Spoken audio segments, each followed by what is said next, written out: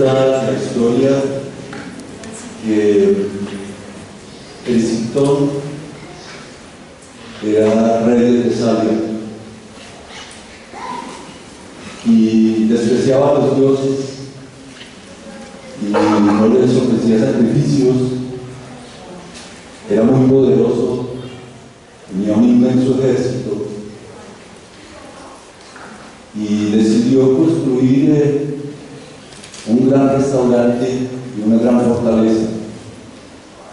Y para eso comenzó a talar los bosques vecinos. Le advirtieron que no se metiera con una gran encina, que era un árbol sagrado, milenario,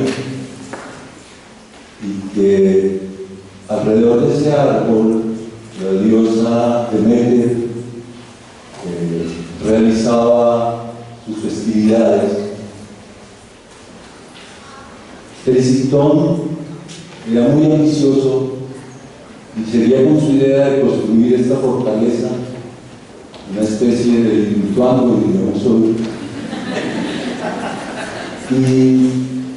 Y entonces se llevó 20 de sus mejores, más fuertes guerreros y a punta de hachas comenzaron a tumbar esa encina. La diosa Demeter enfureció. Ella, la protectora de los cultivos, la que se encarga de cuidar que la tierra esté siempre verde, que retoñe, que no falte el alimento, enfureció y le envió un emisario para detenerlo. Sin embargo, él con esa misma hacha le dio muerte. Entonces, la furia de la diosa acudió a la venganza, a Némesis y al hambre, a Limos, y les pidió que en su lugar impusieran un castigo para este personaje, Erisictón. Y el castigo que le impusieron, entre la venganza y el hambre, lo poseyeron, y a partir de allí quedó poseído por el hambre, una voracidad insaciable. Nada lo saciaba, gastó toda su fortuna, comía y comía, vendió incluso a su hija, a su padre, para seguir comiendo, y al final comenzó a devorarse parte por parte y nunca terminaba. Y ese fue el castigo de Erisictón. Y se me ocurrió esta historia, comenzar hoy con esta historia, porque creo que el odio es autofágico. El odio se alimenta de odio, se devora a sí mismo, y entre más odio, más engorda, y entre más odio coma, más se fortalece, y entre más odio le envíen, más tragará. Por eso los políticos que han hecho del odio su credo tienen medio camino solucionado, tal vez más de medio. Siempre seguirán engordando, porque cuando se les responde con odio, eso no tiene falla, los engordará cada vez más. Y esta historia, digamos, la recoge un filósofo contemporáneo, Anselmo Yappe, que trabaja justamente sobre el capitalismo. No lo plantea para el caso del odio, lo plantea para el capitalismo, del cual Lacan decía que se consume consumiéndose a sí mismo, pero no se consume, o sea, se fortalece cada vez más. Y el problema es que eso que consume el capitalismo es a los consumidores. En la medida que más consumimos nosotros, más nos consumimos. Entonces, el odio obviamente hace una magnífica llave con el capitalismo. Creo que los dos son autofágicos. Y con este pequeño preámbulo quiero dar las buenas noches en nombre de la Escuela de Estudios en Psicoanálisis y Cultura, y las gracias por aceptar nuestra invitación hoy a presentar este número 19 dedicado enteramente al odio.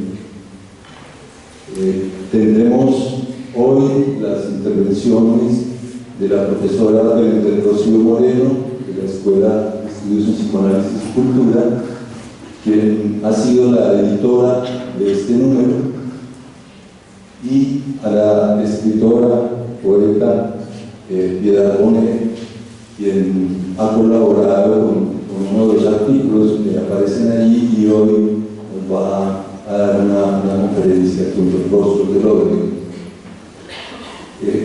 Antes de darles la palabra,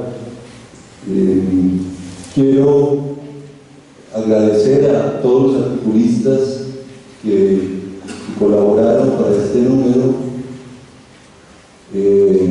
a la editora, la profesora Belén del Rocío Moreno, a las directivas de la Facultad de Ciencias Humanas, a la decana, la profesora Luz Amparo Fajardo, y de manera muy especial al equipo editorial, del equipo del centro editorial, encabezado por Camilo Vaquero, a Laura Morales, la coordinadora editorial del centro, a Juan Carlos Villamil, coordinador de diseño, y a Caterine Peña Reyes, la secretaria administrativa.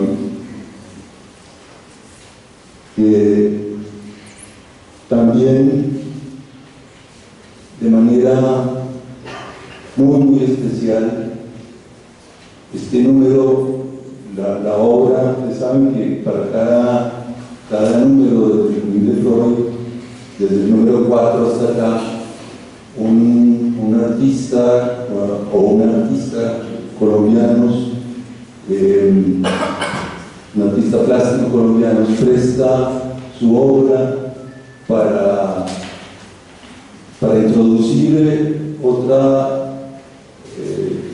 referencias, otras miradas desde el lado estético, y en esta ocasión la obra que Gina Amaral nos ha aportado, su obra, unas espléndidas fotografías de buena parte de sus esculturas, de sus últimas obras también, unas especies de caleidoscopios.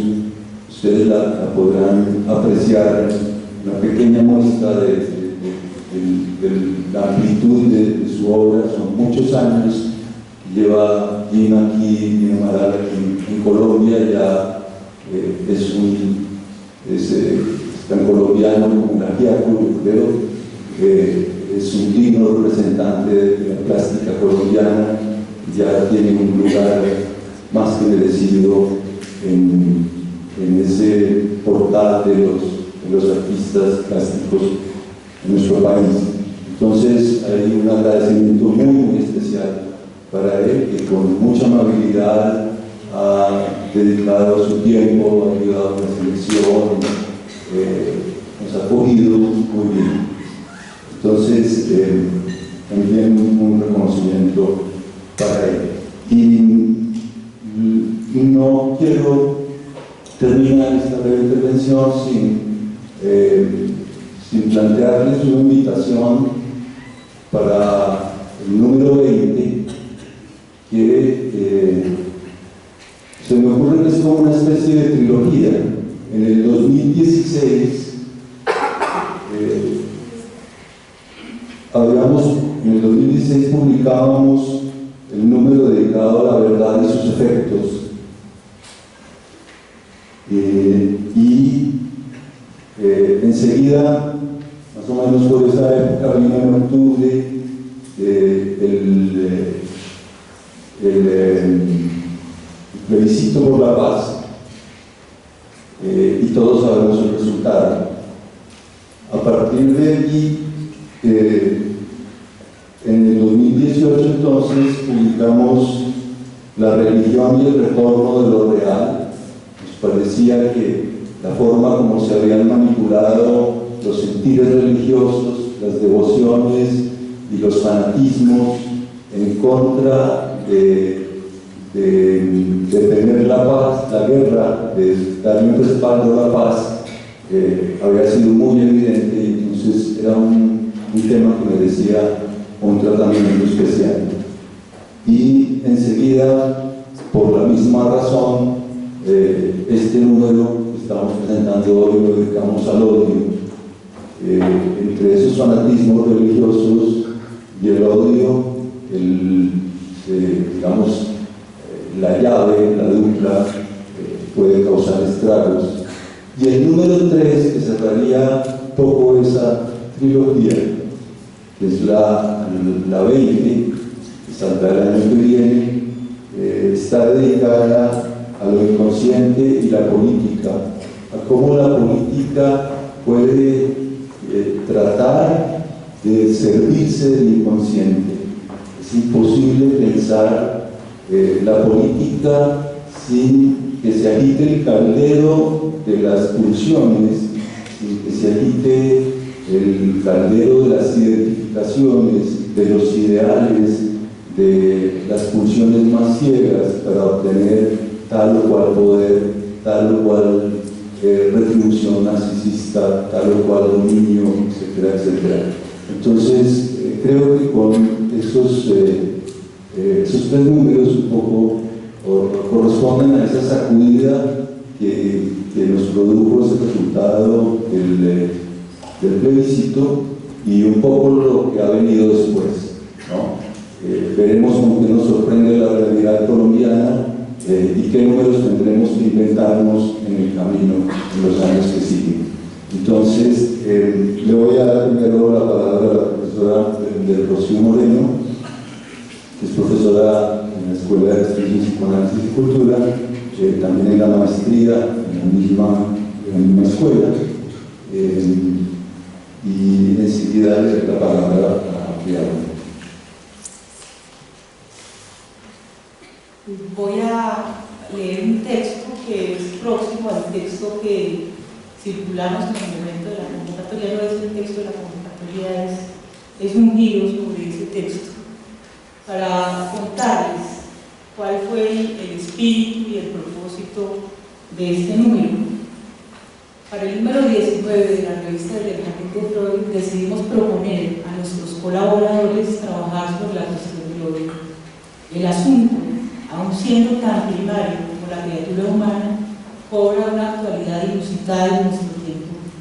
Quisimos atender a las diversas aristas de la cuestión, tanto a la forma como el odio asiste a la constitución del sujeto, a la elección de su posición subjetiva y sexual, como a los modos en que en el marco discursivo de nuestra época resultan tanto más patentes sus manifestaciones que irrumpen cada vez de manera más desembosada. De los discernimientos freudianos sobre el odio nos quedan valiosas indicaciones. Quedó situado como primero en la vida psíquica, entonces anterior al amor y surgido de la respuesta primitiva del yo a los objetos que generan displacer. Así Freud planteó que el yo odia, aborrece y persigue con fines destructivos aquellos objetos que frustran su satisfacción. También adelantó articulaciones fundamentales sobre la aparición y represión del odio en el llamado complejo nuclear de las neurosis, el complejo de Edipo, donde distinguió sus variados destinos: el precario alivio que genera del individuo a un subrogado paterno, su débil sofocación en la fobia, su carácter indestructible en la neurosis obsesiva. En el campo de la psicosis, precisó cómo el odio es el efecto subjetivo de un singular giro gramatical operado sobre una tendencia homosexual a la que se contradice con un equilibrio de persecución. Además, se ocupó de sus manifestaciones en el delirio melancólico, quien con sus autorreproches goza del odio opresivo. A partir de sí mismo material clínico, encontró que el odio es portero ineludible del amor, dado que puede antecederlo, sucederlo o acompañarlo durante sus épocas más tormentosas. Incluso habló que las más exaltadas efusiones amorosas podían ser en realidad reacciones contra un potente impulso hostil. A partir de esos elementos, Freud postuló la noción de ambivalencia, con la cual produjo una ruptura respecto de una cierta tradición filosófica. Hay que decir, sin embargo, que el odio no solo genera por sus consecuencias atolladeros subjetivos para cada quien, sino que nos resulta necesario a la hora de transponer unos cuantos umbrales de la vida psíquica, pues sin una cuota de odio no podríamos separarnos ni abandonar identificaciones anacrónicas que de persistir harían nuestra vida miserable. De la evocación de esos pocos trazos sobre la clínica freudiana del odio, podemos desprender que ese afecto se dirige a un objeto al que se persigue con propósitos de destrucción. De allí que Freud se hubiera visto precisado a extender su indagación a los fenómenos propios de la psicología de las masas. En efecto, en Psicología de las Masas, el análisis de Jung mostró que la credulidad de la masa, que la vuelve en extremos sugestionable, está vinculada con una modalidad de pensamiento que se urde en el vértigo envolvente de imágenes sucesivas. De este modo, el líder no requiere presentarle a la masa argumentos lógicos para incitarla a ejecutar toda suerte de exabruptos. Solo basta pintarle las imágenes más vivas, exagerar y repetir siempre lo mismo. Notamos en ello cómo Freud identificó con anticipación los fundamentos del aparato de propaganda nazi, cuya práctica no deja desde entonces de pasar una y otra vez la prueba de su mortífera eficacia. De esta manera, la masa obediente y afecta a las imágenes transforma la sospecha en certeza y el término de antipatía en odio salvaje. Todavía ocupado en esos fenómenos sociales, Freud también señaló cómo el fundamento sobre el que se levanta la cultura queda socavado cuando se transgrede la prohibición de matar al prójimo a quien se odia, obstaculiza el camino o cuyos bienes se ambicionan. La esfera de venganza, envidia y licencia criminal que se extiende a los demás destroza la posibilidad misma de cualquier coexistencia humana. 9 años después, en El malestar en la cultura, Freud examinó el mandamiento bíblico: amarás a tu prójimo como a ti mismo. De manera paulatina va argumentando los motivos que señalan la desmesura de semejante exhortación, pues ese ser extraño no es en absoluto digno de mi amor, resulta más merecedor de mi hostilidad y aún de mi odio. Recordemos una vez más aquella sarta ignominiosa de la que es capaz ese extraño, mi enemigo, mi prójimo. Pues de allí Freud deriva una conclusión inobjetable. Cito: no parece alimentar el mínimo amor por mi persona, no me demuestra la menor consideración. Siempre que le sea de alguna utilidad, no vacilará en perjudicarme, y ni siquiera se pregunta si la cuantía de su provecho corresponde a la magnitud del perjuicio que me ocasiona. Más aún, ni siquiera es necesario que de ello de un provecho le bastará experimentar el menor placer para que no tenga escrúpulo alguno en denigrarme, en ofenderme, en difamarme, en exhibir su poderío sobre mi persona.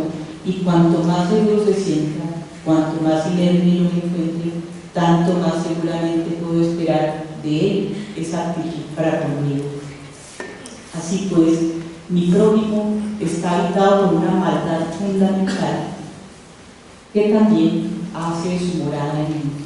Esa es pues la conclusión que Freud desprende del análisis del mandamiento bíblico. Con respecto a las articulaciones de Lacan, advertimos que permiten una aproximación a la cuestión del odio atendiendo a su localización en la estructura de la cual es efecto el sujeto. Desde su primer seminario clasificó al odio ya no solamente como un afecto, sino como una pasión del ser, junto con el amor y la ignorancia. Esa tríada pasional, amor, odio e ignorancia, tomada del budismo zen, tiene la particularidad tanto de provenir del ser del sujeto como dirigirse al ser del otro. Así muy pronto en su enseñanza, Lacan situó cada una de estas pasiones haciendo uso de su ternario real, simbólico e imaginario que recién había presentado a su audiencia. En la unión entre lo simbólico y lo imaginario, esa lista que se llama amor. En la unión entre lo imaginario y lo real, el odio. En la unión entre lo real y lo simbólico, la ignorancia. Con esta neta localización de la pasión del odio, podemos advertir que ya no se puede pretender una equivalencia ni conceptual ni clínica entre odio y agresividad, aunque en el odio participen en alguna medida las reversiones y desarticulaciones propias de la relación especular. Advertimos entonces que es preciso, respecto del odio, contar además con un elemento real. Por otra parte, con relación a esa misma localización del odio, donde lo simbólico no está presente en la unión, ¿podríamos acaso derivar de allí la razón de la dificultad para su simbolización a nivel cultural, mientras que el amor desde siempre ha sido tan pródigo en tanto ofrece materiales a montón para toda suerte de construcciones y sublimaciones públicas, privadas y colectivas? Ello habrá de determinar uno de los mayores fundamentos del odio como odio a la diferencia, siendo esta la diferencia la condición esencial de la articulación simbólica misma. Ahora bien, el hecho de que las tres pasiones del ser, amor, odio e ignorancia, hayan sido introducidas en la estructura de manera simultánea, anuncia la posibilidad de trabajar sobre su articulación. Así, podríamos servirnos de estas primeras indicaciones de Lacan para discernir que en el terreno de la psicología de las masas, ya desglosado por Freud, no es infrecuente hallar formaciones sociales sostenidas por esa sólida trinca pasional. Entre más se ama al líder, más se odia a su adversario y menos se quiere saber, más se ignora. De modo que el amor da pastura al odio, que a su vez se alimenta con el forraje de la ignorancia. En ese mismo seminario, presentó además una tesis sintética y contundente cuando afirmó que la nuestra es una civilización del odio, pues según dice, ya está desglosada entre nosotros la pista de la carrera hacia la destrucción. El indicio más patente de esta pendiente devastadora es la objetivación del sujeto. La breve y rotunda caracterización de nuestra civilización como civilización del odio tendrá un despliegue sustancial con la introducción de sus articulaciones sobre los discursos como modalidades de enlace social, y de modo especial en el momento de examinar la alianza entre el discurso de la ciencia y el discurso capitalista. Así, en la proposición del 9 de octubre del 67 sobre el psicoanalista de la escuela, anunció la extensión cada vez más dura de los procesos de segregación, cuya horrorosa anticipación fueron los campos de concentración.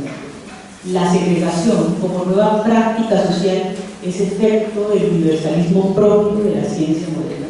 Entonces, la sempiterna pasión humana del odio encuentra nuevas manifestaciones que ahora, por racionalizadas, se revelan tanto más monstruosas en acuerdo con las determinaciones discursivas que caracterizan a nuestra época. Ahora bien, respecto al discurso capitalista, que rechaza la castración y por ello, como dice Lacan, deja de lado lo que llamaremos simplemente las cosas del amor, no es extraño que nos enfrente con las más crudas manifestaciones de odio. A partir de esa misma determinación discursiva que implica el maridaje entre el discurso capitalista y el discurso de la ciencia, hay que contar ahora con un giro que hace que la verdad no funcione como el sostén no sabido de la agencia del discurso, digámoslo de otra manera. Entonces, el odio en nuestra práctica social pasa a romper con violencia, sin tramitación ni disfraz alguno de la escena pública. Así lo vemos surgir cada vez más cínico, más crudo, más descarado, más deslenguado. Ya no se trata solamente de su camuflaje por inversión en las formaciones reactivas, ni de su expresión en un chiste de tendencia hostil, tampoco de su cifrado en algún pequeño o gran accidente, manifestación del retorno de lo reprimido, vociferante enconado, desprovisto del doble escobo que Freud llama ambivalencia, ese odio incendiario tiene ardiendo buena parte del planeta. La Hasún, el oscuro objeto del odio, a partir de los esclarecimientos de Lacan en el seminario 20, había planteado que el odio implica el retiro de los significantes del amor. ¿Y no es esa acaso la efectuación refleja del discurso capitalista que se desentiende de las cosas del amor? Si se retiran esos significantes, que son los que permiten el establecimiento del lazo con el otro, que son también los que los instan a dirigirle una palabra, entonces es la misma condición política, la del hablante, la que termina por desmontarse. Desde luego, hablo de política no en el sentido de la agitación de la bandera partidista, sino de su sentido primero, constitutivo, fundacional. El lenguaje funcionando en lazo con el otro y por ello mismo ya es vínculo político. Cuando las manifestaciones de odio toman la delantera en lo social y ponen en la mira el envilecimiento del otro, su pérdida, su negación total, esa carrera sin fin, así impulsada, descoyunta la política y orada los fundamentos de la cultura. De allí que la pregunta vuelta a profunda inquietud por las condiciones actuales de posibilidad de coexistencia humana nos resulta ineludible. Si bien podemos sugerir elementos próximos en las nuevas manifestaciones de esa vieja pasión odiosa, hay algunas intuiciones que nos interrogan de manera particular. Así pues, hay determinaciones discursivas y también condiciones históricas de tiempo y lugar que otorgan su rudo perfil a las manifestaciones de odio aquí y allá. Los nuevos aires del fascismo con su repudio a la democracia, a las instituciones, a las mujeres, a los migrantes, al pensamiento. La actual mutación de la función de la institución religiosa tan reguladora del gozo. Los negacionismos que desaparecen por arte y maña del discurso de la memoria histórica con la útil compañía en red de las fake news, los estados de guerra que se vuelven permanentes y hasta caros productos de exportación. En el ámbito más local, además de las recién nombradas erupciones de odio, la desaparición forzada, el desplazamiento, el homicidio en persona protegida con su odioso eufemismo falso positivo, los crímenes contra líderes sociales que no cesan, el descoyuntamiento calculado y rápidamente efectuado de los recientes acuerdos de paz. Con términos próximos hasta los aquí planteados, la revista abrió vías para un fructífero trabajo en torno a un asunto sobre el que no abundan elaboraciones y que concierne no solo los efectos de nuestra más general condición de hablantes, sino también a la discursividad propia de nuestra época. Tratamos de servir con el concurso de nuestros colaboradores los resortes discursivos, subjetivos, pasionales y pulsionales que están en juego en las actuales acometidas de hoy. Los articulistas desplegaron algunas de las aristas de los asuntos recién mencionados y otros varios que no alcanzaron siquiera a ser contemplados en el momento en que difundimos la convocatoria de este libro. Quisimos contar una vez más, y según el espíritu de nuestra revista, con aportes provenientes de distintos horizontes, prácticas y disciplinas. Así pues, entregamos hoy a ustedes el producto de un amplio recorrido conjunto sobre uno de los caracteres distintivos de los tiempos que corren, los tiempos de hoy.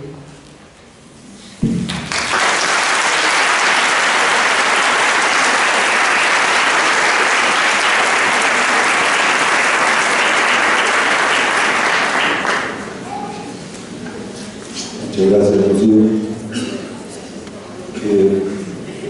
Agradecí hace un momento al equipo editorial de la facultad, del centro editorial.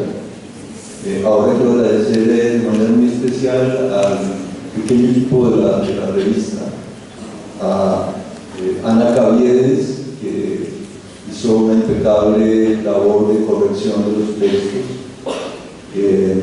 corrección de estilo, a José Gabriel Dávila, que es el estudiante auxiliar que hace ya varios semestres colabora con nosotros, que trabaja muy duro en ayudándonos en la búsqueda del material para la antología y otras cosas claves en la revista, y al asistente editorial, que también hace ya varios años está al frente de esta labor, que es Manuel Diseño. Para los tres, muchas gracias. Paso entonces a presentar a Piedad Bonet. Piedad Bonet no necesita presentación, pero es licenciada en Filosofía y Letras de la Universidad de los Andes, es magíster en Teoría del Arte y la Arquitectura de acá de esta casa, de la Universidad Nacional. Ha publicado 8 libros de poemas y varias antologías, dramaturga y autora de 4 novelas y de un libro testimonial sobre el suicidio de su hijo, Lo que no tiene nombre. Este libro fue incluido en el 2016 por Babelia, España, entre los 100 mejores libros de los últimos 25 años. Con su libro El hilo de los días ganó el Premio Nacional de Poesía otorgado por el Instituto Colombiano de Cultura en 1994. En el 2011, con Explicaciones no pedidas, ganó el Premio Casa de las Américas de Poesía Americana en Madrid, Casa de América, perdón, y en el 2012 en Aguascalientes, México, ganó el Premio Víctor Sandoval dentro del Encuentro de Poetas del Mundo Latino por el aporte de su poesía a la lengua castellana. En el 2014, el José de Samalima, de Casa de las Américas, ahí sí, y en el 2016, el Premio Generación del 27 en Málaga, España. Entonces, le doy la palabra a Piedad, agradecemos mucho la asistencia, y luego da un pequeño espacio para intercambiar con ustedes. Bueno, muchas gracias, Mario. Buenas noches a todos. Quiero empezar también por los agradecimientos. Agradecerle a Belén del Rocío, que me metió en esta camisa de 12 varas, ahora voy a decir muy bien por qué. A Manuel Alejandro, que siempre estuvo pendiente del contacto y de traerme.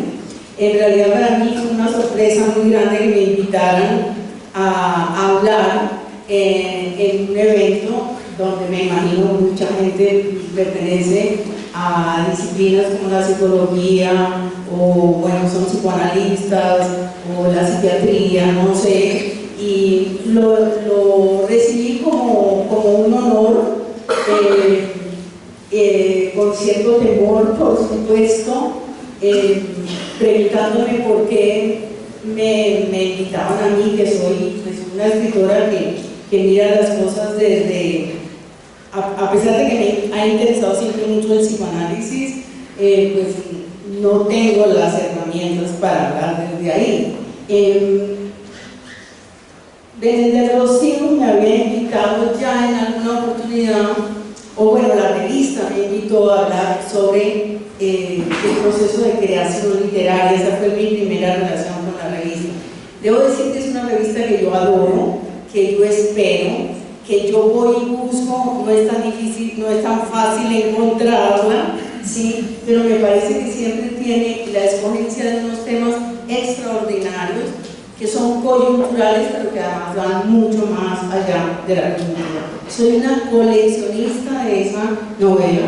Cuando entendí mal, que no iba a salir ya más en papel, me dio una tristeza espantosa, porque lo maravilloso de esta revista es tenerla en papel, así uno la pueda leer en internet. Bueno, pero después Belén, hace unos meses, me invitó a escribir sobre el odio. A mí me pareció muy interesante ese tema, y si lo acepté, no es por supuesto porque yo hubiera estudiado nunca nada sobre el odio, sino porque me dio una enorme curiosidad y vi eso como una coyuntura para acercarme a un tema al que nunca me le había acercado. Ahora, cuando me invitó a presentar aquí con esta pequeña charla que les voy a dar el tema, pues lo primero que supe fue que yo no me podía repetir, que yo no podía leer lo que ya escribí para la revista, que ahora releyéndolo vi que es una reflexión muy concreta. Me asombró cuando me releí que me sentí tremendamente concreta. Entonces me pregunté, bueno, primero es que Belén sabe por dónde me acicatea, porque me gusta lo difícil. Y yo dije, bueno, escribí un segundo texto sobre el odio que debe ser muy complicado, pero voy a ver por dónde me meto. Me gustó esa cosa. Por supuesto, me propuse no hablar de esto hoy, ni siquiera una vez, porque estoy en terreno minado. Ahora estamos viendo muy detenidamente este trabajo tan interesante que leyó Belén, y me doy cuenta increíblemente de que muchas de las cosas que yo pensé que decían otros las dijo ya Freud en algún momento. ¿Sí? Bueno, y entonces a mí se me ocurrió mirar el odio desde el amor, que veo que no es ninguna novedad, ¿no? Y me encontré bibliografía muy interesante. Van a ver que mis ideas propias no son muchas, son muy poquitas. En realidad lo que hice fue una investigación, una asociación de ideas. Eso terminó siendo también, como el artículo en la revista, apenas una aproximación, unos apuntes sobre el tema, así se los voy a proponer. Por tratarse de la academia, bueno, como ya saben, yo estuve en esta universidad, fui profesora 2 veces en esta universidad, muy fugazmente, pero hice mi maestría. Fueron años muy felices, muy intensos y muy hermosos, ¿sí? Y por eso me gusta siempre volver a la Universidad Nacional.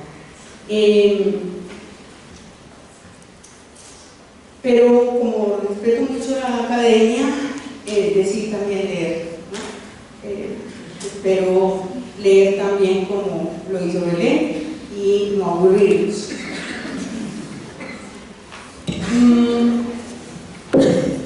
Antes de comenzar a escribir esta charla, se me ocurrió preguntarme si yo he odiado.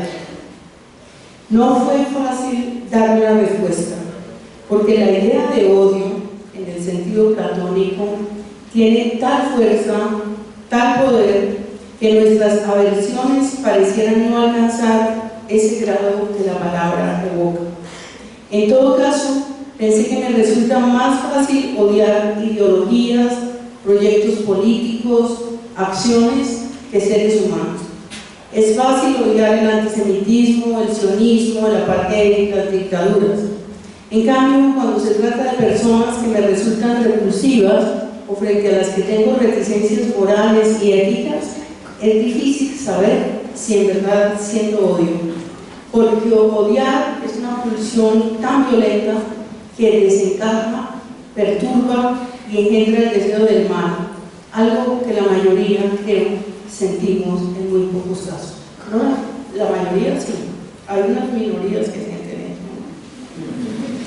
Me pregunté también si el odio tiene grados, y me atrevería a decir que no, que el odio es compacto, sin fisuras, absoluto, porque toda griega implica vacilación, y la vacilación nace de la duda, y la duda del discernimiento y también del interés de examinar y comprender.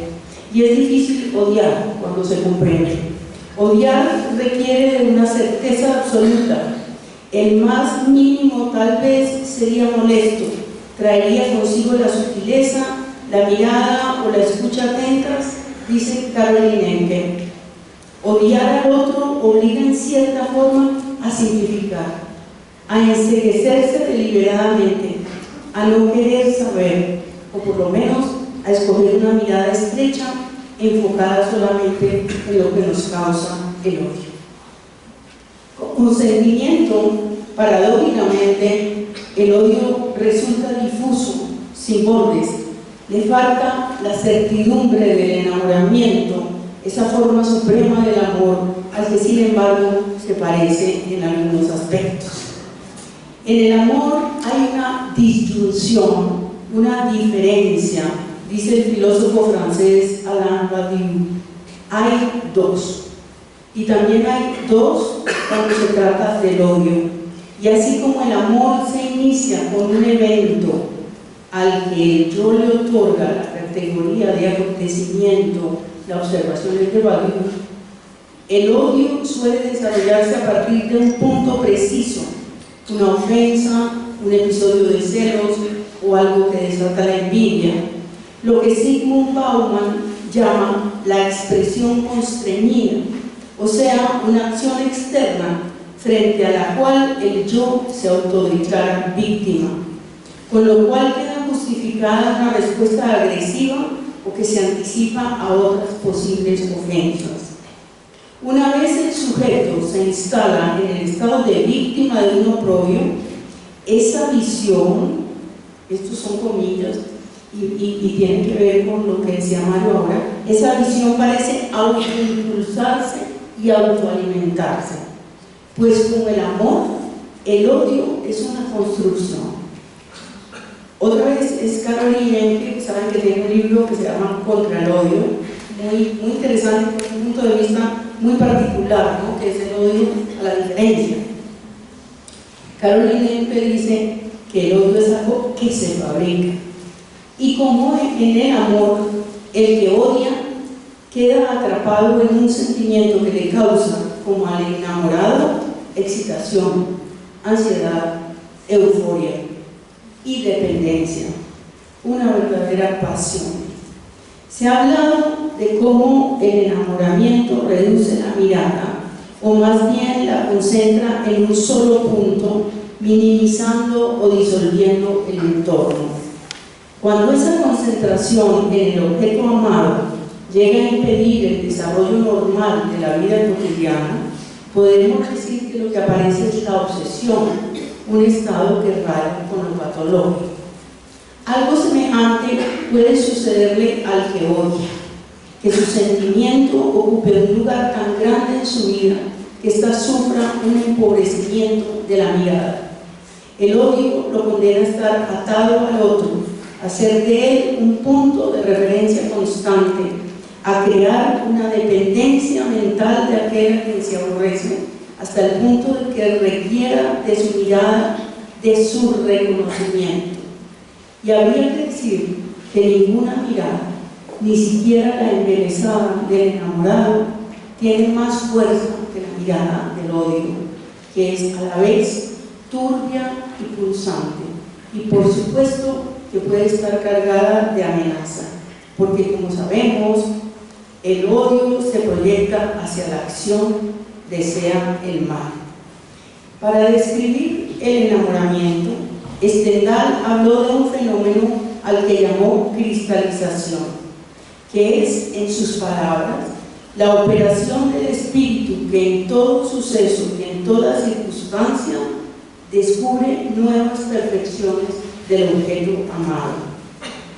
Pues Stendhal cree que también el odio tiene su cristalización, lo cual querría decir que el sujeto va sumando defectos al ser que odia, llenándose así de razones para perseverar en su sentimiento.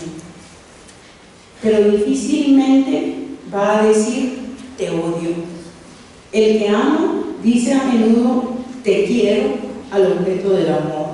En cambio, el que odia suele guardar esa declaración para sí, a menos que surja espontáneamente en un estallido de ira, y sobre todo suele guardarla del ámbito público como algo muy íntimo que se comparte con muy pocos.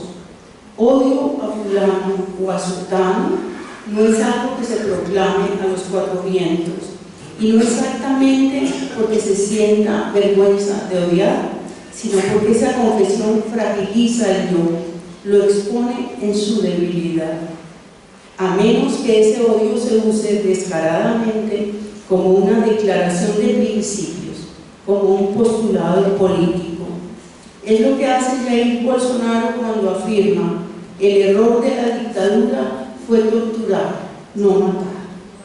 o dice también, sería incapaz de amar a un hijo homosexual. No seré hipócrita. Prefiero que un hijo muera en un accidente a que parezca con un bigotudo. Otro, cuando calificó El Salvador, Haití y algunos otros países africanos como agujeros de mierda. O para no ir muy lejos, cuando el diputado antioqueño Rodrigo Mesa dijo que la plata que uno le mete al chocó es como meterle perfume a un bollo. Y es que, como dijo Caroline Entre, refiriéndose a Alemania, ahora se odia abierta y descaradamente. Las fantasías violentas y las manifestaciones de odio expresadas a través de Internet ya no se ocultan tras un seudónimo. Algo que puede decirse no solo de Alemania, sino de todo el planeta, ocupando lugares que no había ocupado nunca, como los espacios de la publicidad. Por ejemplo, en estos días me llegó un meme de eso. Bueno, en realidad no es un meme, era una fotografía de una valla en la Argentina que dice una cosa que puede ser cierta, ¿no? pero uno se puede reír, pero está llena de odio. Dice: Netflix es como mis exámenes del instituto, un par de cosas que están bien y luego un montón de mierda para rellenar. Pero eso es una valla. Es decir, eso no es un Twitter, no es un Twitter ni es un meme. Debajo Netflix puso: estamos tratando de hacerlo bien con algo.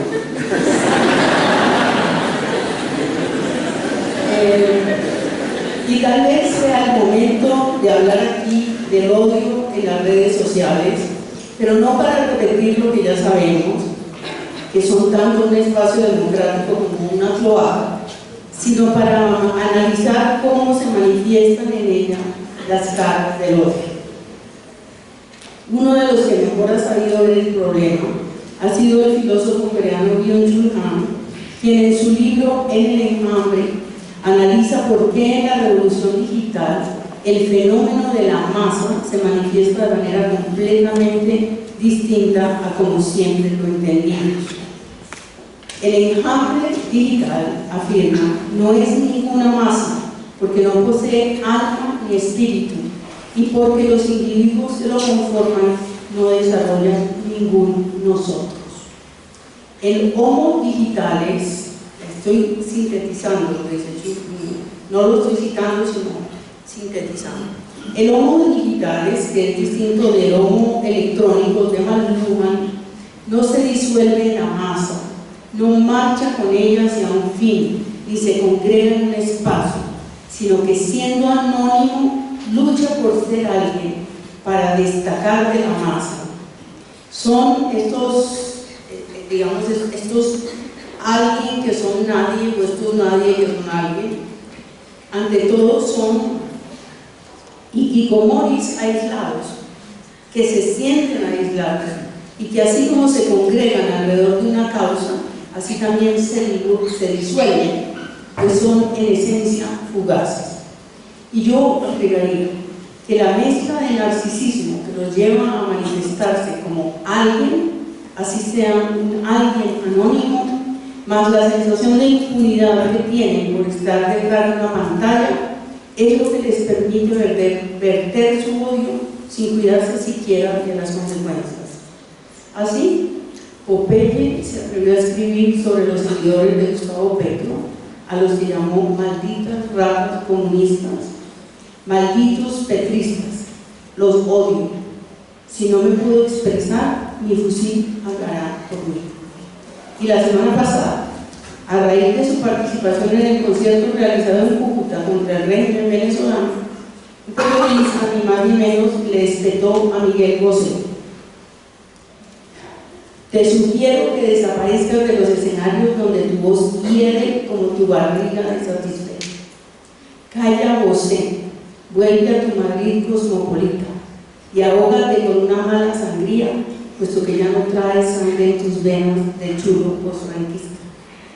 Se trata de los shitstorms o linchamientos digitales que demuestran, en palabras de Hannah, que lo que domina en la comunicación digital no es el amor al prójimo, sino el narcisismo, el mismo que domina al provocador de oficio, el cual se vale del exceso expresivo, la denominación es del psicoanalista italiano Luigi Soma, para crear conflicto, competir y sobre todo para hacerse notar. Pero, ¿qué es el amor al prójimo? Y ahí veo que no.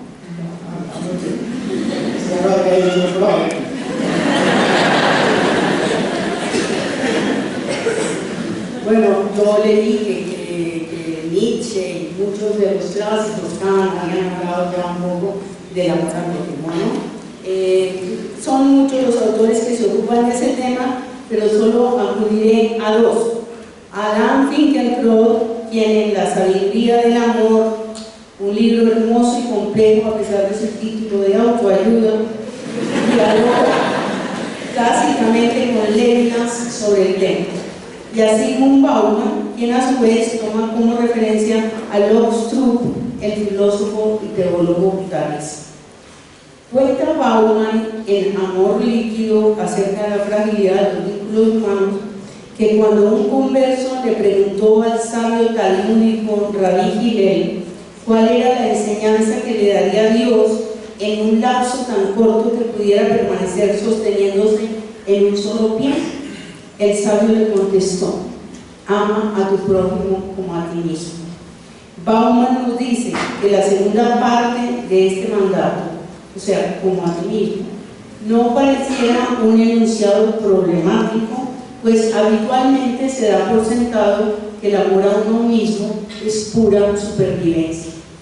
Algo que no resulta tan evidente, añado, cuando pensamos que el amor a uno mismo puede rebelarse contra la continuación de la vida, puede empujarnos a rechazar una vida que no está a la altura de ese amor y que resulta, por tanto, indigna de ser vivida. Y lanza Bauman su propuesta interpretativa.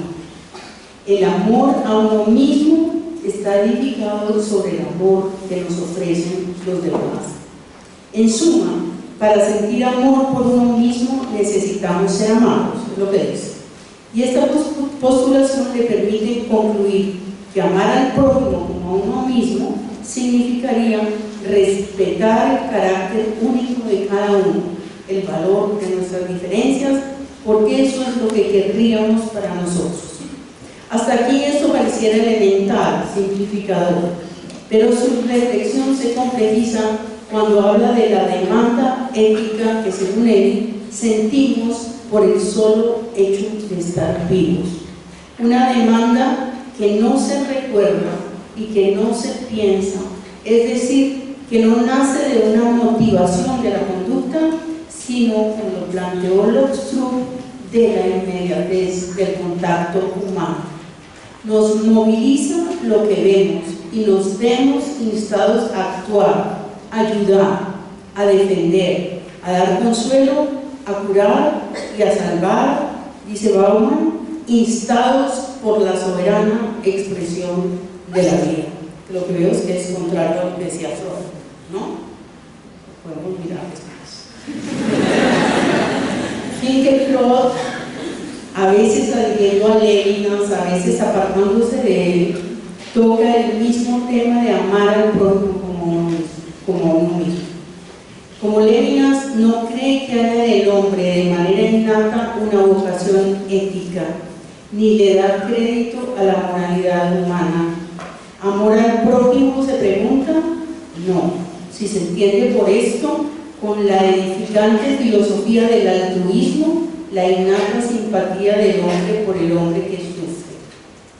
Y llega al punto clave: el hombre no es ese ser pacífico de corazón sediento de amor que nos pintan enternecidas las morales del sentimiento.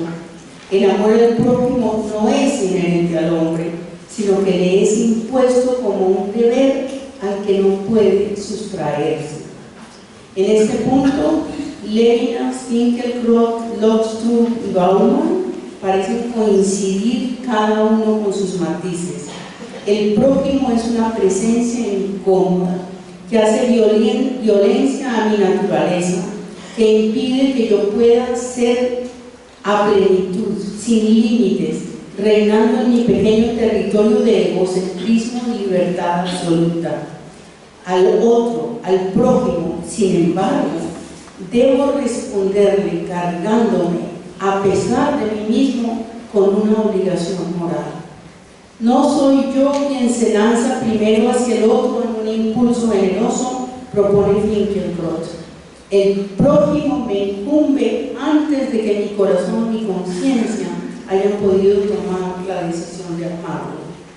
Bauman va a decir también que ese paso de la supervivencia hacia la moralidad hace que la supervivencia de un humano se transforme en la supervivencia de la humanidad en el ser humano.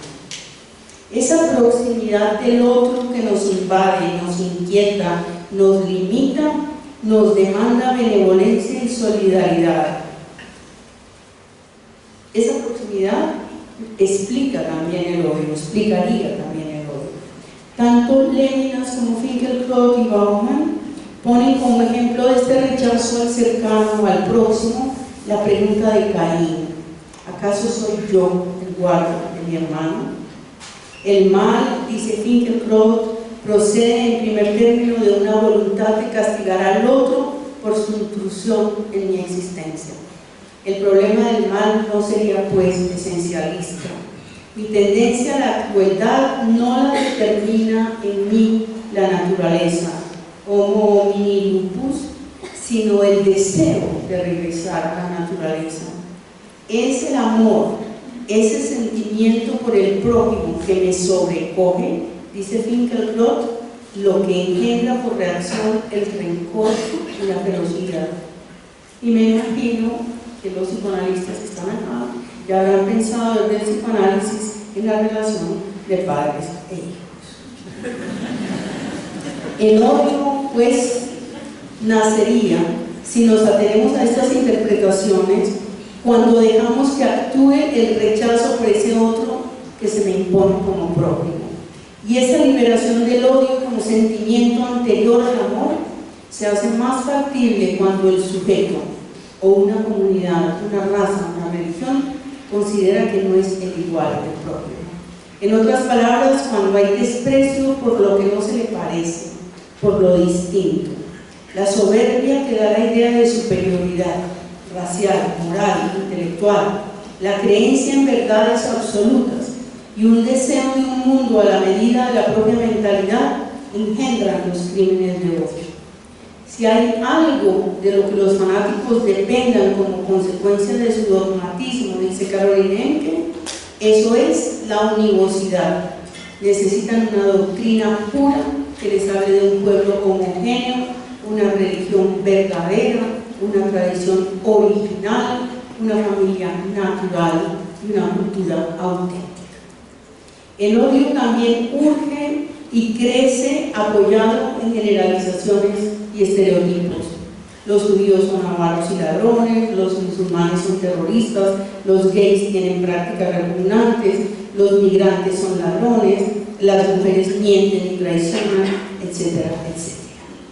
La capacidad del ser humano de infligir daño a los demás es tan grande, dice Hélène Scarry, porque nuestra capacidad de crearnos una imagen adecuada de ellos es muy pequeña. Esas palabras suyas me hacen pensar en lo que Martha Nussbaum llamó la imaginación comprensiva, un nombre que encontró para la empatía y que en pocas palabras consiste en la capacidad de imaginar el modo de vida de personas distintas a nosotros y de ser capaces de comprenderlos aunque no estemos de acuerdo con sus objetivos. Desafortunadamente, según lo acepta la misma Nussbaum, la imaginación comprensiva en sí misma no basta para combatir la discriminación y el odio. A veces, incluso la empatía le sirve al verdugo para saber cuáles son los puntos vulnerables del otro. Para combatir el prejuicio, nos dice Martha Nussbaum, se necesitaría tener información correcta y precisa. El tono aleccionador de sus palabras, sin embargo, me suena un poco ingenuo. porque una de las condiciones del odio claramente es su voluntad de ceguera. Al odio le conviene no informarse, no considerar. El que odia se complace en su odio, asume impasible su irresponsabilidad frente a la demanda del prójimo. Nico Fricka, en su libro Las emociones, afirma que el desprecio es una emoción fría, mientras que el odio es una emoción caliente. Lo que yo pienso es que paradójicamente el odio puede llegar a arder y a la vez a ser frío. Es posible que el odio a uno solo, a un otro, cause malestar, inestabilidad. Pero si el odio sale de la caparazón de donde se consume y se proyecta como acción de venganza, o si es asumido como causa y ejercido como violencia social, el furor interior, la efervescencia, pueden fácilmente dar paso a una imperturbabilidad deshumanizante. Para matar, el hombre debe ignorar la demanda ética que silenciosamente le impone la proximidad del prójimo y, en consecuencia, matar la parte de sí mismo que lo amparaba de un regreso a la naturaleza. Volvamos a la relación entre el desprecio y el odio y apelemos al que parece ser un ejemplo clarísimo: el nazismo, que nace de la intolerancia absoluta a la proximidad del distinto, y no al distinto que está condenado desde siempre a su gueto y de esa manera logra ser apartado, controlado, sino al que amenaza con asimilarse, con camuflarse. A través de los judíos, los nazis pretendieron anonadar la maldición de la alteridad, dice Finkielkraut, que sin embargo nos recuerda que los verdugos simplemente se concentraban en su trabajo y en razón de las técnicas de aniquilamiento convertían sus crímenes en asesinatos abstractos. La masificación contribuía a que aquello pareciera un trabajo, y su desnudez, porque despojados de sus ropas, los judíos perdían hasta cierto punto su naturaleza humana. Eran, dice Finkielkraut, solo seres intercambiables, homogéneos, equivalentes. También a los militares que en Colombia realizaron los llamados falsos positivos y a los guerrilleros y paramilitares que llevaron a cabo masacres, estos debían parecerles un trabajo. Más aún si se trataba de cumplir órdenes y metas que demostraran que estaban haciendo bien su tarea en la guerra. La experiencia totalitaria del siglo XX, dice Frederick Gross en Desobedecer, nos ha hecho insensibles a una monstruosidad inédita, la del funcionario celoso, el cumplidor impecable, unos monstruos de obediencia. Solo sobre la gente, el brazo mecánico, pero en ningún caso la decisión y el juicio, dice el obediente. Cabe entonces hablar de la banalidad del mal a la que se refirió Hannah Arendt, quien mostró cómo Eichmann fue no tanto un monstruo de maldad como un burócrata de las jornadas de exterminio. ¿Quiere decir esto que detrás de sus acciones heladas, impasibles, no actúa el odio? Abraham de Swan, un sociólogo y psicoterapeuta, profesor emérito de la Universidad de Ámsterdam, autor de un libro que se llama Dividir para matar, estuvo en Colombia y el libro se consigue, es uno de los libros de la revista alemana. Él ha estudiado la mentalidad genocida y muestra que tanto los testimonios como las biografías de personajes como Frank Stangler, Adolf Eichmann, Rudolf Höss y Alfred Mengele pareciera confirmar que jamás tomaron una sola decisión propia mientras trabajaron para el Tercer Reich. Sin dudas ni cuestionamientos, escriben, es como si nunca hubieran tenido una decisión existencial ni un dilema ético, sino solo una sucesión de eventos, lugares conocidos y empleos. Y señala también que la mayoría de ellos tampoco podría diagnosticarse como psicópata. Entonces, la justificación de la maldad, de la crueldad, bajo la máscara de una causa, le cambia al odio su cara iracunda y la convierte en un rostro impasible, mucho más difícil de conjurar, porque parece haberse anulado totalmente la conciencia del mal, porque no pareciera haber lugar para la culpa.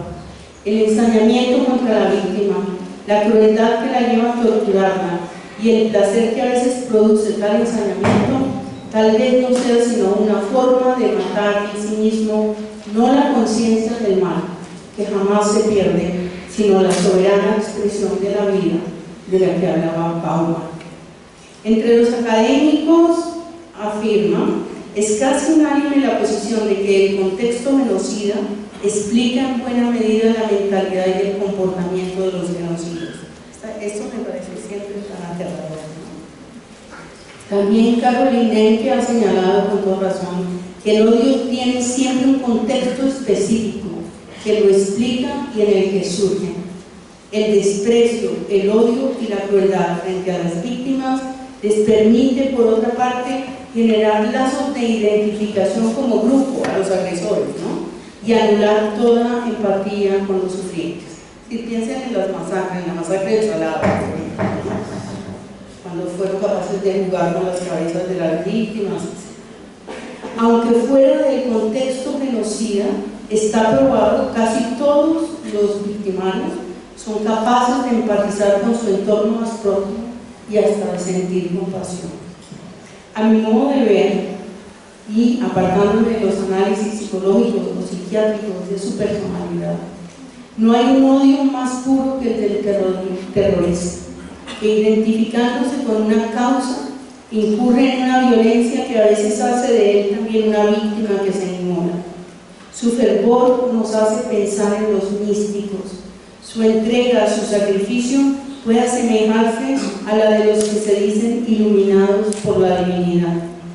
Por esa razón, porque pareciera que en ellos el amor por una causa, un nacionalismo, una idea religiosa, un deseo separatista, un rechazo a la opresión, juntaran el amor, un cierto altruismo, un idealismo, un redentorismo, al odio más radical y extremo, a veces se los idealiza.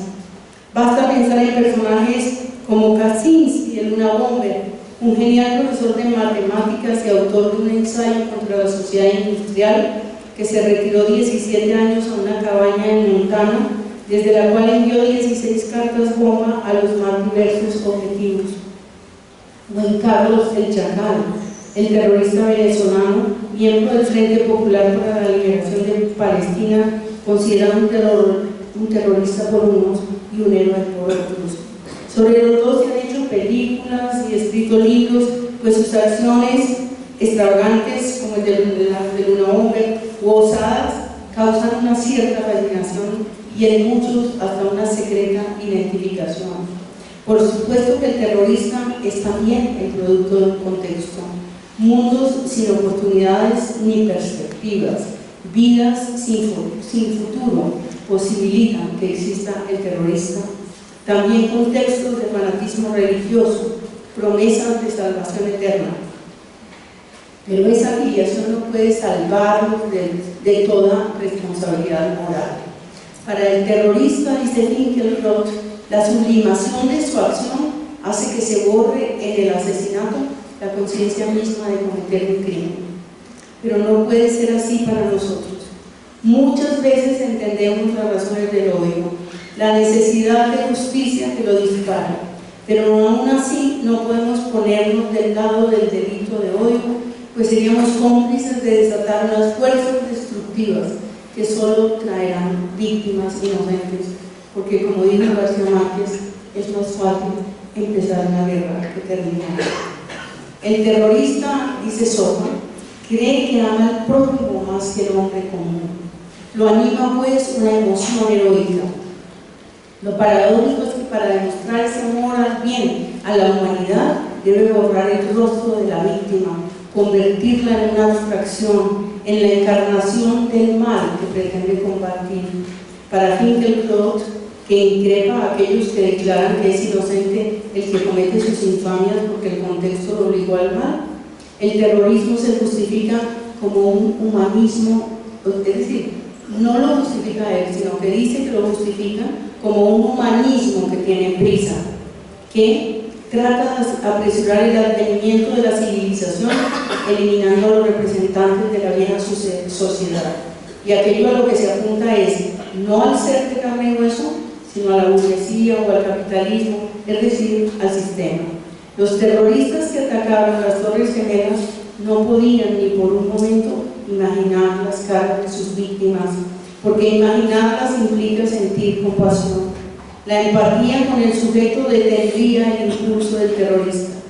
Abraham de Swan cuenta que Darganon, un investigador de las vidas de los perpetradores del Holocausto después de la guerra, encontró que ninguno confesó sus culpas ni pidió ayuda terapéutica, salvo uno, que le contó a su confesor que lo perseguían los ojos de una niña de 6 años que durante la sublevación del gueto de Varsovia corrió hacia él con los ojos llenos de miedo, abriendo sus brazos para que la abrazara.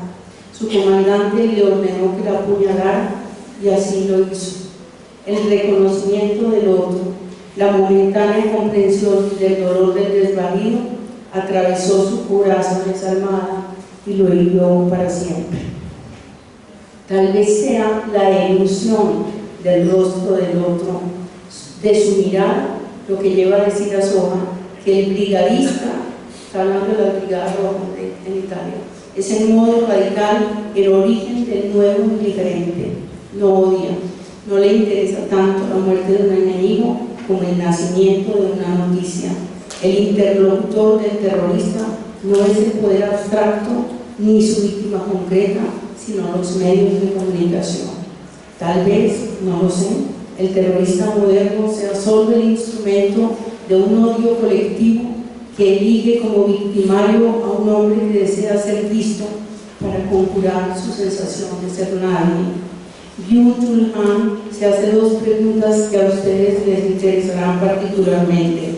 ¿Podría ser que el atentado suicida fuera el perverso intento de sentirse a sí mismo, de restablecer la autoestima destruida, de eliminar el apesadumbrado vacío a base de bombas o disparos? Y esta otra, podría ser que los terroristas compartieran el mismo cuadro psíquico de los adolescentes que se autolesionan, es decir, que dirigen su agresión contra sí mismos. Ese mismo autor, en aproximación muy particular, propone que el terrorismo es el terror del singular enfrentándose al terror de lo global. Y esta afirmación le permite equiparar los nuevos nacionalismos de derecha con sus tendencias xenófobas a movimientos como el terrorismo islámico.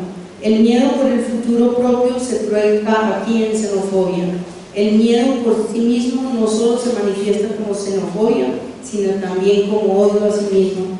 La sociedad del miedo y la sociedad del odio se promueven mutuamente. Y añade, el miedo por sí mismo hace que inconscientemente se provoque la nostalgia de un enemigo. El enemigo es, aunque de forma imaginaria, un proveedor de identidad. Son estas apenas unas breves y tentativas aproximaciones a temas que tienen sus estudiosos y sus especialistas. Mi intención ha sido apenas mostrar las distintas caras del odio en un momento en que ese sentimiento pareciera apoderarse de todos los escenarios. Faltaría preguntarte cuál es la forma en que hoy puede hacerse resistencia al odio que nos abruma y si el amor puede ayudar en esta tarea. Esto excede el tiempo que tengo y también por ahora mis fuerzas, hasta que me haga salir. Tal vez habría que adelantar solamente como hipótesis que a pesar de todo lo que significó como conquista civilizadora, el amor que predica el cristianismo no puede conjurar el poder destructivo del odio. Desafortunadamente no es poniendo la economía como logramos un mundo mejor. Se trata más bien en este momento de hacer una tarea de resistencia que declare su fe, y la expresión es de Alain Badiou, en la potencia creadora de lo distinto. Muchas gracias.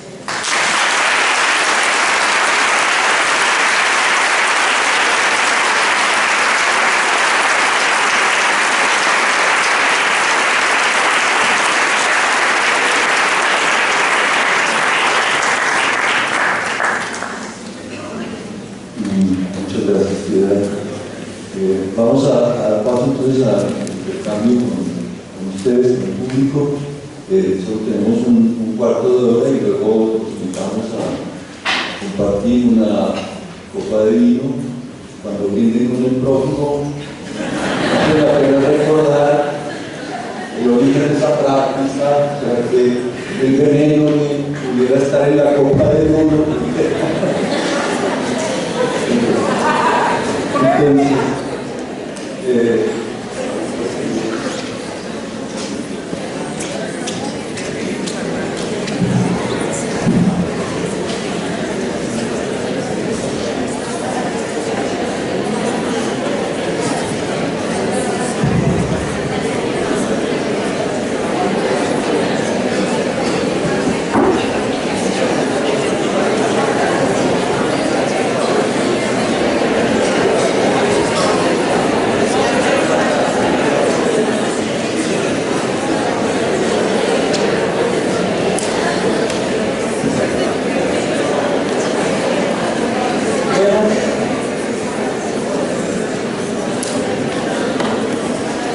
agradeciendo mucho la situación de la doctora Botella, realmente me ha gustado mucho lo que ha hecho cada uno y me parece importante la forma de Rocío de enviar cada una a su manera de ver hoy.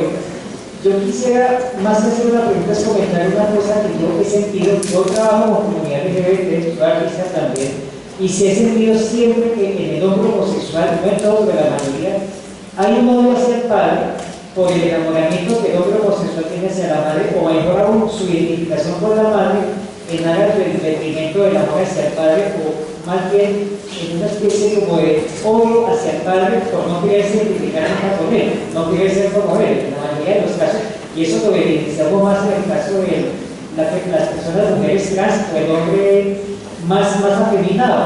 Tal vez no sé si estoy diciendo una generalización, ni sé si estoy diciendo, pero yo trabajo mucho, soy de la misma comunidad LGBT.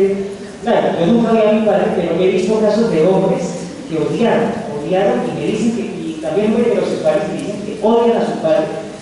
Ahí sí preguntaría yo, ¿de dónde puede surgir, aparte de identificarse con la madre, el gran odio hacia el padre que un sujeto tiene?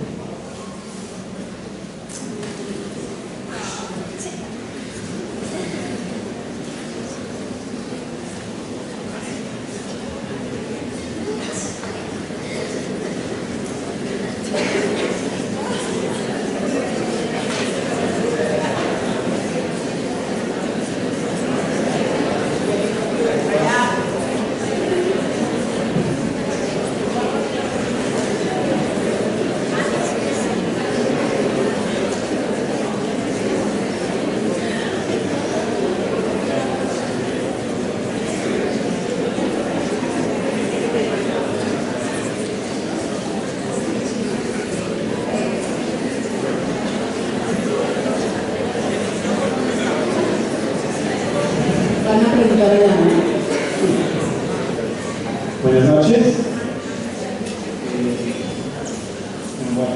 Una pregunta muy concreta. Yo sé que es difícil darle una connotación distinta a la sensación del odio, pero si quisiera saber si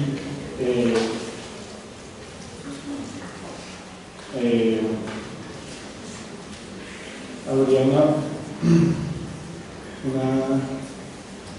una postura ética donde se pueda legitimar, o es una emoción enteramente negativa a la que debamos evadir continuamente, o qué postura se puede tener. Sí, es interesante esta pregunta porque, bueno, yo nada de lo que responda lo hago con certeza absoluta, sino como desde mi intuición o después de haber reflexionado, ¿no? En el artículo que yo escribí para la revista, yo hablo de que en ciertos momentos el odio es importante. Y yo creo que todos hemos tenido momentos de odio, ¿sí? Y a veces creo sobre todo cuando son causas colectivas que el odio puede impulsar transformaciones importantes. Sí, cuando hay un régimen dictatorial, cuando hay una opresión de un pueblo por otro. Yo, por ejemplo, siento mucha solidaridad con el odio de los palestinos hacia el pueblo sionista, al sionismo, no hablo de los judíos, sino del sionismo. Entonces pienso que el odio llevado por unos cauces de verdad de transformación general puede ser útil en ciertos momentos, pero también por eso hice la salvedad con el terrorismo, porque yo creo que el terrorismo que nosotros a veces tendemos a idealizar y tendemos a veces incluso podemos llegar a tener sentimientos como de simpatía hacia el terrorista. Yo creo que sí hay que compartir esa simpatía, porque es que el terrorista, sí, bueno, es todo lo que viene ahí, ¿no? Puede ser el odio puro, puede ser la indiferencia total, y también hay una sensación de verdad, hay un mesianismo, hay la necesidad de destruir a otros para cambiar. Generalmente esos otros son inocentes. Yo, por ejemplo, no puedo explicarme cómo alguien entra en baño de mujeres en un centro comercial y mata a unas personas jóvenes o las deja lisiadas por amor a alguna causa que ni siquiera sabemos cuál es, porque no hemos podido entender qué es lo que estaban atacando a ellos, ¿sí? Entonces, eso todo tiene sus matices, ¿no? Pero yo creo que el odio en ciertos momentos sí es una pulsión de cambio, ¿sí? Que hay que aceptar y que puede llegar a tener un matiz positivo, porque si lo pasa.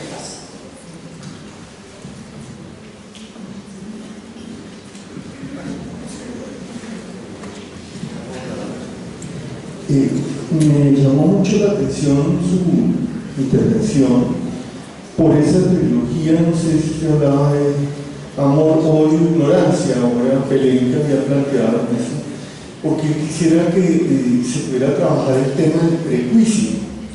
El tema del prejuicio, que es de la ignorancia, fundamentalmente, como decía Voltaire, yo puedo luchar contra todo menos contra el prejuicio del otro frente a mí, y tengo que examinar mis prejuicios. En los prejuicios, el prejuicio es un disparador. Entonces quisiera ver si ese tema, ese en particular, lo tuviste en cuenta, porque en gran medida la polarización que vivimos en nuestro país en general, el tema del odio, se basa un poco en el prejuicio, es decir, la descalificación de la singularidad del otro y la deshumanización del otro, en eso que tú llamabas en el terrorista la abstracción de ese sujeto, como si no existiera como persona concreta, como existe Genoria. Entonces, quisiera que sobre eso pudieras ahondar. Gracias.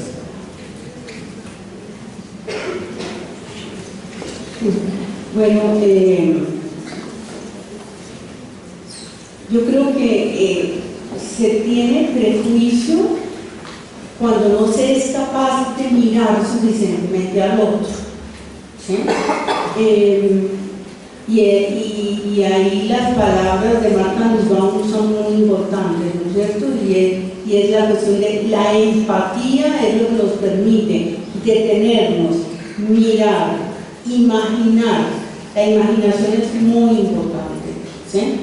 Imaginar, porque sin la imaginación la empatía no se puede desarrollar. Yo me acuerdo de una amiga, hace muchísimos años, teníamos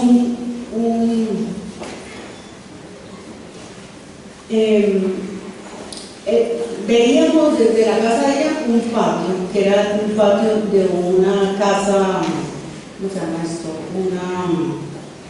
Un guirnalda. Las mujeres estaban todas lavando ahí, ¿sí? Y yo le decía que me interesaba mucho esa realidad para mi poesía, para mi literatura. Y ella me decía, un escritor tiene que poder imaginarse cómo hablan esas mujeres, a qué hora se levantan, ¿sí? Cómo es su vida cotidiana. El escritor trabaja desde la empatía, desde la necesidad de imaginarse cómo es el otro. Por eso no nos están vedados ningún tema. Por eso nosotros podemos hablar de alguien que está, no sé, en un espacio completamente distinto, en otra época, de otro género, ¿sí? Podemos escribir mujeres concibiendo personajes hombres y desarrollando esas psicologías. Entonces, la empatía es la única manera de... yo creo que el prejuicio es un acto tremendo de cerrazón y de soberbia, de esas dos cosas, ¿no? Sí, pero básicamente de incapacidad empática, ¿no? Y la incapacidad empática creo que tiene mucho que ver con la indolencia y con la, sobre todo, a ver, encuentro la palabra, porque no es la banalidad, es la trivialidad, es cuando la indolencia nace de estar en una burbuja donde hay un egocentrismo reconcentrado, un narcisismo y una incapacidad de vida, ¿sí? Ahora, el prejuicio también tiene que ver con el fanatismo, por supuesto, y en política eso sí que se ve, ¿no es cierto? El hombre que no es capaz de comprender el que está allá. Ahora, yo leía que enemigos políticos nunca hay. Estaba en todas estas cosas que me pedí para esta conferencia. Sí, decía, me interesó el tema de la rivalidad. Son cosas que no pude poner aquí, ¿no? Pero me acordé de un cuento de Borges muy bonito, que son dos mujeres que toda la vida rivalizaron en el terreno del arte, la cultura, eran personas reconocidas, ¿no? Y la una siempre, cada cosa que hacían era en relación secreta con la otra. Conocemos esos casos, ¿no es cierto? En la universidad sí que conocemos esos casos, ¿no? Sí, el profesor que todo lo que está haciendo es para llevarle la contraria al que está ahí al frente, ¿sí? Y Borges muestra que muere una de las dos mujeres y la otra queda sin piso, la vida se le acaba. Pero cuando hablaban de que en política no hay enemigos, es no hay verdad de odio, porque es que la política, ¿cómo es que dice? Es dinámica, ¿sí? Que es dinámica, entonces el que hoy es mi enemigo, mañana es mi amigo, ¿sí? Y entonces, el prejuicio nace no del político, sino del que vive la política y la sustenta, ¿no es cierto? Pienso yo. El que expresa el prejuicio de la masa es el político, ¿no? Para hacer de eso una causa y para causar un malestar y de pronto, sí, obtener una ganancia, es lo que pienso. Buenas noches. ¿Dónde? Aquí. Sí. Cuando se plantea que hay una característica fundamental para que el género humano se sienta o sea salvado, o se salve de esa característica de volver o de pertenecer o ser del reino animal o del reino vegetal en sí de la naturaleza. Yo siento que hay una justificación narcisista, pero también hay como una envidia y un odio por algo perdido, que es la candidez, ¿sí? La ausencia de maldad. Entonces, a mí eso me parece como un mal chiste del género humano, porque fíjense cómo nos llevamos los procesos pensando en que el otro dijo y que yo dije y todos dicen sí, menos los otros grupos de la naturaleza, y no nos damos cuenta que estamos regodeándonos, perdónenme la expresión, pero es que no me viene nada más en este momento a la mente, y es como si todos estuviéramos en un chiquero resbalándonos en es lo mismo de lo que viven los que viven en los chilenos.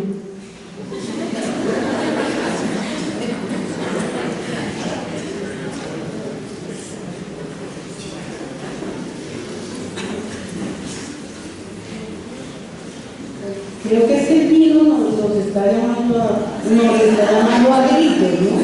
Entonces dejémoslo ahí, ¿sí? Bueno, muchas gracias.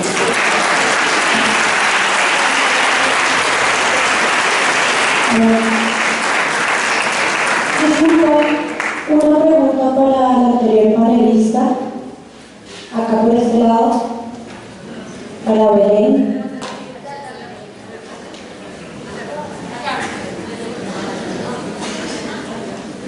Buenas tardes. Bueno, mi pregunta era para la anterior panelista de Belén. Es acerca de cuando hablaba sobre la relación de la ciencia con la política, con la empresa en sí de los sistemas dominantes, planteaba esa relación y me gustaría un poco que nos contextualizaras un poco cómo se relaciona eso con la misma producción académica, sí, en ese sentido, no sé si eso sería como un psicoanálisis de nosotros mismos. Yo soy antropóloga, no sé, lo vería en términos de una autoetnografía de la academia. ¿Me escuchaste? No. Ok. Mi pregunta iba en relación a lo que planteabas en tu conferencia. Mencionaste la relación que existe entre la ciencia y la empresa política, y en sí con la empresa del sistema dominante. Entonces yo te pedí el favor de que nos contextualizaras un poco más, no sé si en términos de un psicoanálisis propio de la academia en relación con ese planteamiento, y que nos contextualizaras un poco de eso, cómo la academia se articula o cómo se podría ver dentro de esa relación que desarrollaste. ¿Se me entendiste la pregunta? Un poquito. Simplemente el asunto no es sino considerar la articulación entre dos discursos que han hecho alianza en esta época. El discurso de la ciencia, por un lado, que tiene una particularidad, su hijita, la técnica, produce objetos, esos objetos van a ser objetos del mercado, y por esa vía aparece la articulación con el discurso capitalista. Discurso es un término que utiliza Lacan para hablar de las formas de gasto. Es eso, seguramente ahorita podemos hablar de ello con el vino. Bueno, muchas gracias.